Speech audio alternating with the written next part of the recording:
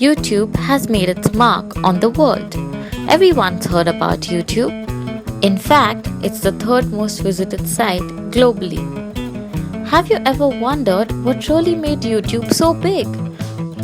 What is it really that people are watching all the time? Did you ever imagine that doing what you love, be it simply making jokes or playing a video game, would help you earn money? YouTube has so much more than mere songs or movie footage. There are people constantly producing content. The way people consume media has changed dramatically. No one wants to wait for a particular show to turn up on TV. Rather watch whatever you like on YouTube instantly.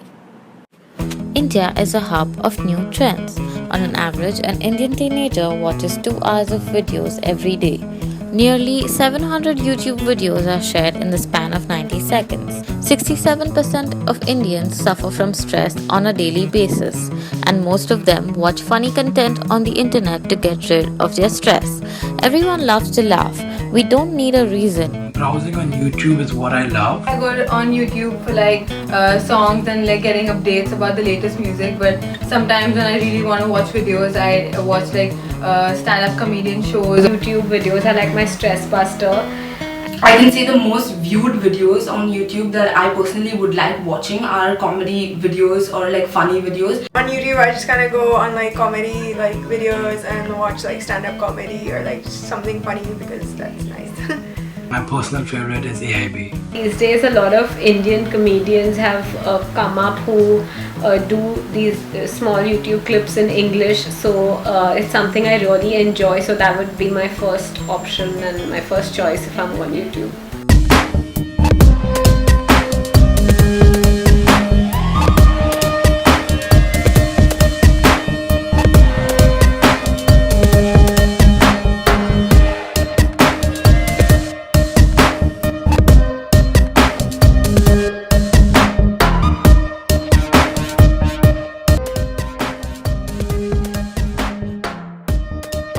It's good to be here in this place. A lot of it was right place, right time.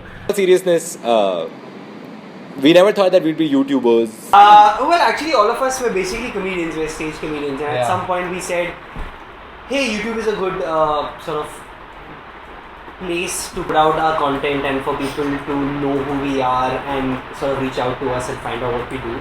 So it was a natural extension of what we do as comedians, I think, and I think with a little bit of luck and hard work, we sort of became popular, I guess, yeah.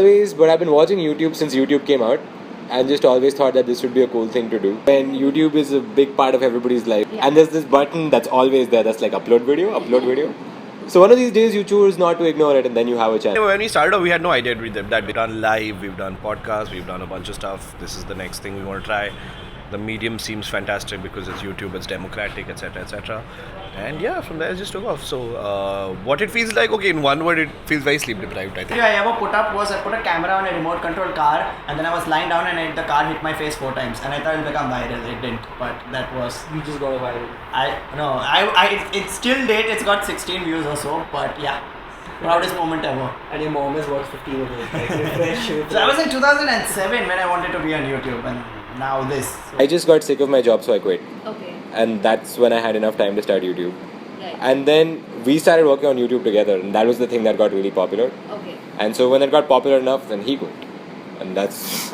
It was a very calculated decision on his part and just a dumb idea on my part. YouTube has become a trending platform for media consumption since television. Everybody can upload and watch videos through YouTube, which has created this entire new culture of celebrities on YouTube, popularly known as micro celebrities, who have now become the new thing on the internet. 15 minutes is all you need. 15 minutes is all you need to make a compelling video that you can upload on YouTube, and if the content is good and the content is shareable and trendable, then the consumers, the viewership follows. A little bit. Also the idea that it's not like we started YouTube and it was a new art form for us because we were doing stand-up for a couple of years before that. So it was literally just what we did on stage. We just took it to YouTube. The reason we took it was because, as I keep saying again and again, that through live shows, if you do a show one night, you can call like 300 people, 800 people, 1000 people at the max in an auditorium. You put out a video on YouTube, like thousands of people from across the world can see you. YouTube is like TV now. For the generation that we grew up in, at least, and people who are coming after us, who has the time to sit and wait for a program to come at 8 o'clock? Are you serious? Can you imagine that happening? You just want to watch it whenever you want to watch it. And so that convenience can only come through any internet media platform. And that is going to be the pattern for the future. It was a lot of things. Mostly it was also a lot of YouTube India people who we knew who would come for our live shows and then just say ki, okay, why don't you start a channel? And we were like, okay, we were a little apprehensive in the beginning, but we were like, what is there to lose? But like, we had no idea about the YouTube ecosystem, or that this is how big it is, or that there are so many people who end up watching who will then come for our live shows after. So all of that was new, but we essentially started because Vimeo does not give you money. So the transition from stand-up to YouTube wasn't that different, really. It was just another... Stand-up is about standing in front of an audience and going like, hi, look at me. And YouTube is just doing that on a bigger platform.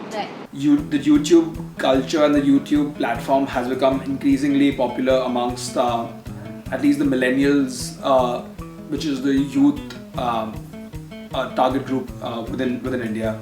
And I see a lot of great content coming out of YouTube, and a lot of creative individuals who wouldn't have had a chance to express themselves and express their creativity.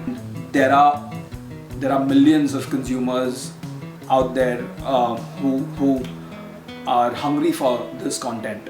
So though the trend is slow, it is evolving, and I see a huge future and a huge potential for celebrities to showcase their work on YouTube, as well as consumers to consume more content, more diverse content. Comedy is very easily consumable. I think people just like watching comedy clips. It's as simple as that. It was, how do you take comedy on YouTube? Basically, you try to do the things that you like. Because I think everybody's frustrated and needs a laugh. Amongst the urban Indians, yeah, comedy is the big thing. I think the scene is great. It's growing. It's picking up at like a very quick pace, and it's really an exciting time. If you ever want to get into YouTube, this is the time to now is the time. Actually, you need more content creators. Exactly. Few creators right now, and YouTube doing some good fun stuff around that as well.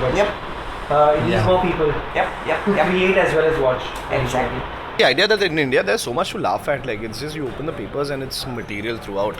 So I guess that's the reason, and there wasn't something in that space that Indian people had seen. Mostly TV comedy in India sucks. Yeah. So I think and even say more on YouTube, so I think people watch more comedy on YouTube, and like I said before, everybody's frustrated. So Because there was not enough Indian English comedy content on YouTube anyway.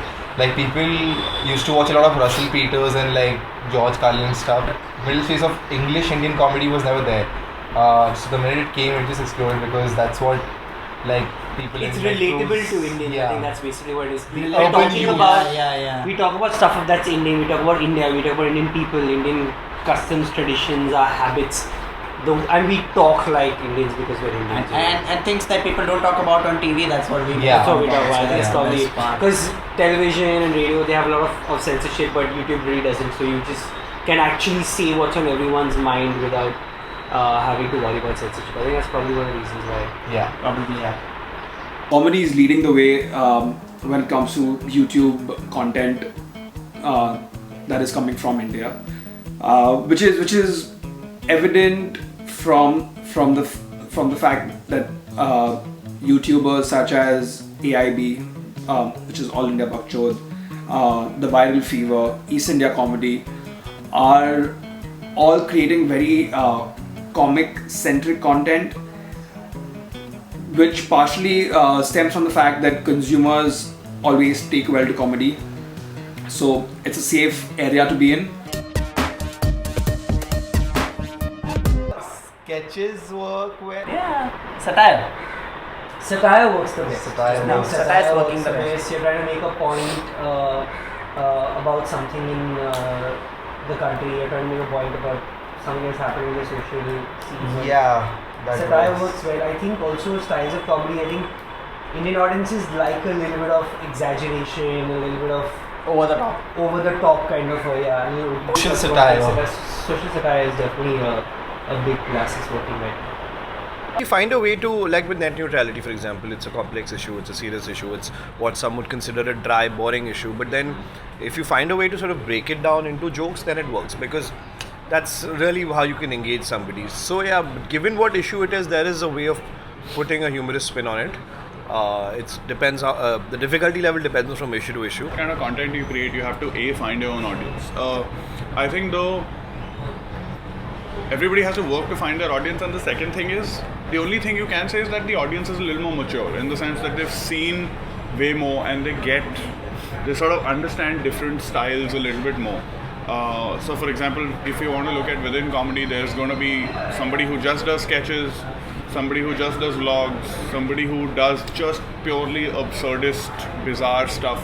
Also, I think we are all experimenting with different types of all of that. So even with our own sketches, we try and do something which is super absurdist, we try and do something which is sketch, something which is sort of current affairs. Like there's so much satire, parodies and spoofs about things happening in India, politics and Bollywood and everything.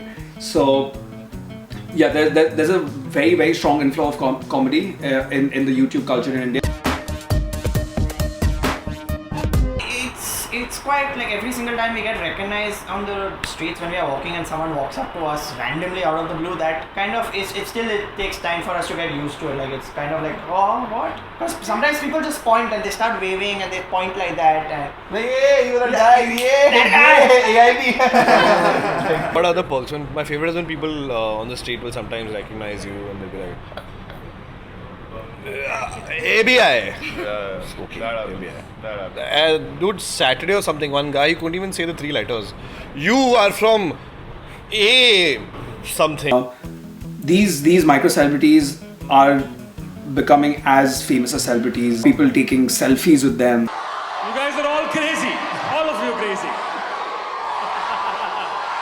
And autographs and there was so much celebrity and starstruckness that I saw in that video, which is evident from all these micro YouTubers, micro celebrities who are YouTubers that are creating such great content online. honestly, it is a lot of fun because like I have been following updates from YouTube, following YouTubers since like when I first joined YouTube, right? When I was born. So it's quite interesting. Like it's just a totally different lifestyle. Okay, it's amazing how you can instantly become a celebrity like that with videos and all. And the unfortunate thing is that a lot of brands are trapped in an old mentality of what used to work on TV. They think because being a social media influencer like on YouTube or you're popular on Twitter and Facebook is very different from being famous on TV or being a movie star. If you're a movie star, you can advertise underwear if you want. People will buy it. If you are known because of YouTube, then the credibility, you have to defend your credibility. If you advertise something, then instantly they're like, oh, you sold out, we don't like you anymore. So brands don't realize that. It takes a lot of coaxing to make them realize you'll have to do your advertising differently because this medium is different inherently. I think that's what's happened slowly on YouTube. Brands are realizing that YouTube is a good place to invest money and people are like hiring us to do videos and push their brand a little bit. I think they've realized that there's a massive number of young people who they can target through YouTube, which are not watching television, which is a more traditional form of where they advertise. And marketers and brands also have to realize the traditional structure of which they had earlier, the kind of control over content doesn't exist here. Like with Snapdeal, they were very okay with just giving us complete creative freedom. Do what you want, send us a script, this is your integration, fine. Like they had zero call and they were perfect with it, right? So we need that approach to come out more. It's also, brands are also new to this, right? They're also moving in from the traditional structure, so it's cool to see. Is they need to understand that the norms of advertising have changed. Maybe they haven't changed on TV, but they are very different online. It's not about products anymore. It's about how your brand image is perceived. And the best you can hope for is if you're cool. That's it. Cool is the best thing you can get. If your brand is cool, not the car you've made, not the soda that you're selling. If your brand is cool, then you will do well. How to be cool is something YouTubers know. Yeah. Okay. So understand that. It's actually right now still low compared to the West. India is still trying to find its feet as far as the YouTube market goes. Indian brands, I mean. So, I mean, it's a matter of time before it really becomes. But we are getting quite a lot of brand queries now. Suddenly, brands have realized that instead of putting a lot of money into making an ad and putting it on TV, you'd rather put 1/10 of that and get a YouTuber to promote you, and it sounds more genuine because the youngsters, we all know that ad. We all when you see an ad, you call it a bluff. You're like, हाँ ये पता है ये नकली है. But when somebody who you relate to, who you follow on the internet promotes something, it's slightly more real in this thing. So I think brands are getting into that now slowly. I see a lot of content on YouTube now, whether it's comedy channels or any other channels, people putting it.